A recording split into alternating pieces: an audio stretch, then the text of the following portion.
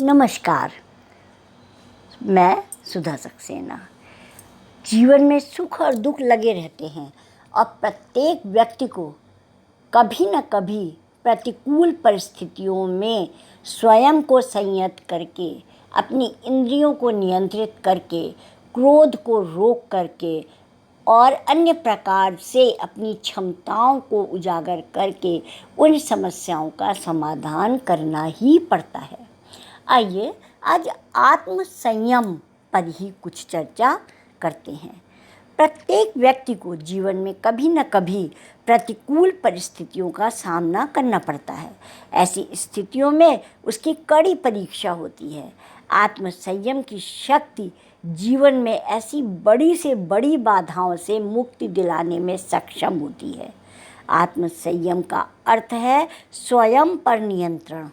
कहने में यह बहुत सरल लगता है, लेकिन इसे व्यवहार में लाना उतना ही कठिन है।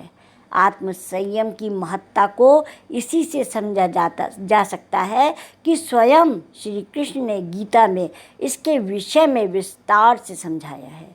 इतिहास पर अपनी अमिट छाप छोड़ने वाले किसी भी महापुरुष के जीवन की पड़ताल करें तो आप पाएंगे कि उनमें आत्म संयम का गुण विद्यमान रहा। वस्तुतः जीवन को सफल बनाने के लिए आत्म संयम अपरिहार्य है, अर्थात आवश्यक है। आत्म संयम के लिए आवश्यक है कि अपनी इंद्रियों पर नियंत्रण करना। कई बार हम ऐसी परीक्षाओं में भी असफल हो जाते हैं जिनकी हमने तैयारी तो पर्याप्त की होती है, लेकिन परीक्षा के समय संयम खो देने से हम अपना अहित कर बैठते हैं। इसीलिए आत्म संयम का एक अर्थ धैर्य धारण करना भी होता है। हमें जीवन की हर कसौटी पर खरा उतरने के लिए धैर्य धारण करना होता है।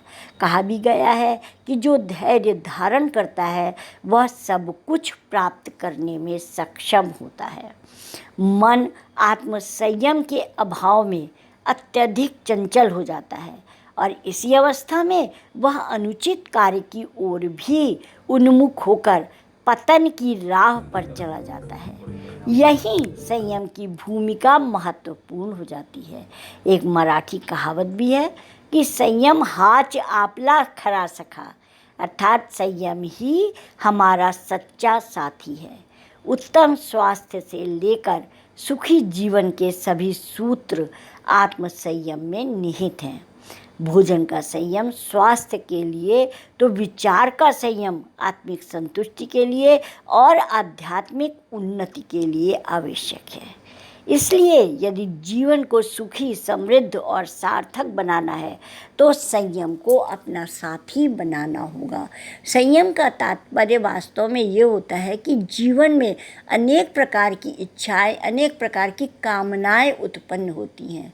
उनमें से हमें आवश्यक कामनाओं की ही पूर्ति करनी चाहिए और उन आवश्यकताओं की काट छाँट करने के लिए हमें अपनी इंद्रियों पर नियंत्रण करना होगा और समझना होगा कि हमारे लिए कौन सी कामनाएं हितकर हैं और कौन हमें, हमारे परिवार को, हमारी आगे आने वाली पीढ़ियों को नुकसान पहुंचा सकती हैं।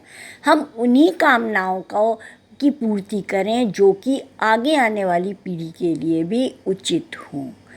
इसलिए इन सबको देखते हुए आत्म संयम विचारों को नियंत्रित करने की वो मानसिक क्षमता है जो कि हमें पौष्टिक भोजन, व्यायाम इत्यादि के द्वारा भी जो है उसको सुदृढ़ किया जा सकता है। माने कि पहली सीढ़ी पौष्टिक भोजन, व्यायाम आदि हैं। यदि शरीर स्वस्थ होगा तो हमारे विचार भी अच्छे होंगे और हम विवेकपूर्ण ढंग से उन विचारों में काट छाँट कर सकेंगे और तब हम स्वयं को आत्म संयम कर पाएंगे। तो आज इतना ही। आप सब ने मेरे चैनल को लाइक और सब्सक्राइब किया है, उसके लिए आपका अतिशय धन्यवाद।